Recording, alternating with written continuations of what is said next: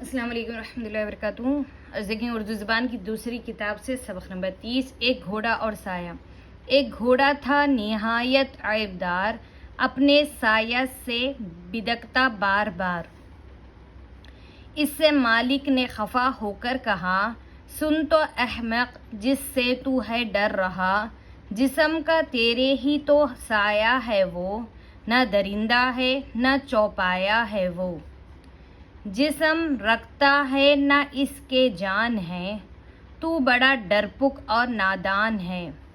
یوں دیا گھوڑے نے مالک کو جواب، سچ کہا یہ آپ نے لیکن جناب، آدمی سے بڑھ کر میں وہمی نہیں، ان ہوئی باتوں کا جس کو ہے یقین۔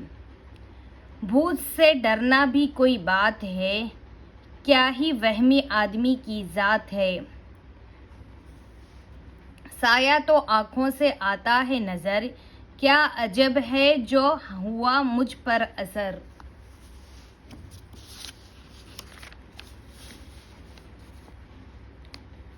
اپنے دکھ کا کیجیے اول علاج، دوسروں کا پوچھیے پیچھے مزاج۔ یاد کرو ہجے اور معنی۔ عیب یعنی برائی، خرابی، خفا ناراض، اثر۔ دیکھیے سبق نمبر 31، لکھنا پڑھنا۔ لکھنا پڑھنا نہایت مفید ہنر ہے، اس ہنر سے آدمی کو بڑی قوت حاصل ہو جاتی ہے۔ بہت سی ضروری باتیں ہیں جن کو انسان یاد نہیں رکھ سکتا، یاد کے نقصان کا علاج اسی ہنر سے ہو سکتا ہے۔ جو لوگ اس ہنر کو اچھی طرح کام میں لاتے ہیں، ان کے تمام کام بہت خوبی اور آسانی سے انجام پاتے ہیں۔ جو آدمی لکھنا پڑھنا جانتے ہیں، وہ اپنی آمد و خرچ کا، لین دین کا، تجارت کا حساب کتاب لکھ لیتے ہیں۔ بنیوں کا قول ہے، پہلے لکھ اور پیچھے دے، بھول پڑے کاغذ سے لے۔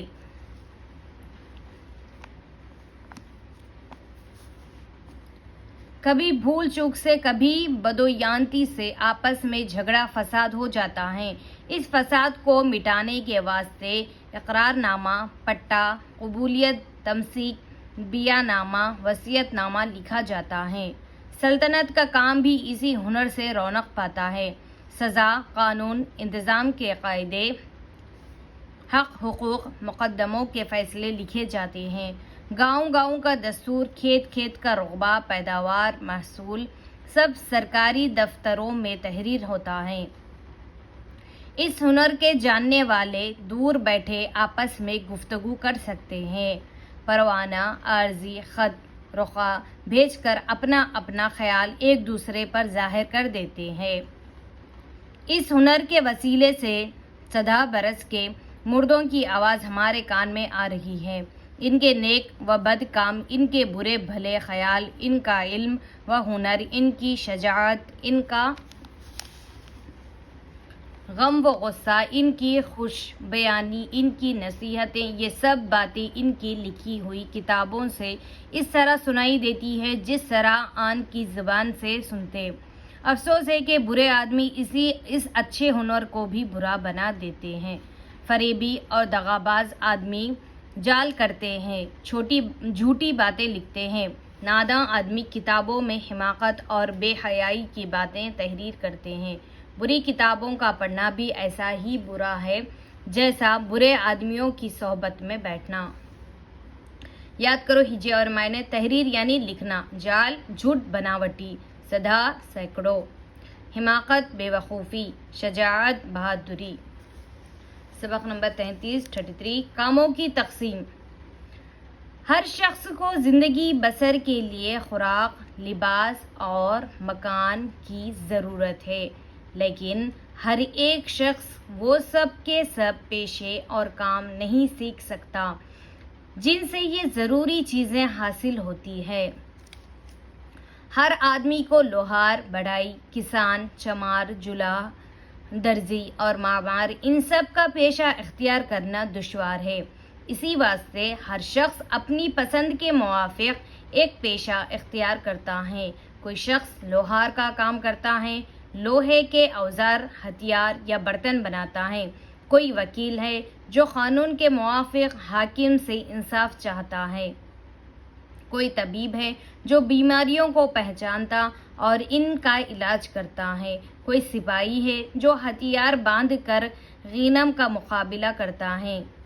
جب کوئی آدمی ایک ہی قسم کا کام یا پیشہ کرتا رہتا ہے تو رفتہ رفتہ بڑا ہنرمند اور استاد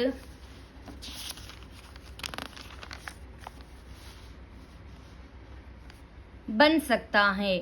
وہ اپنی دانائی اور مہارت سے اس کام کو زیادہ مفید بنا سکتا ہے اور اس کے انجام دینے کا بہتر طریقہ ایجاد کر سکتا ہے۔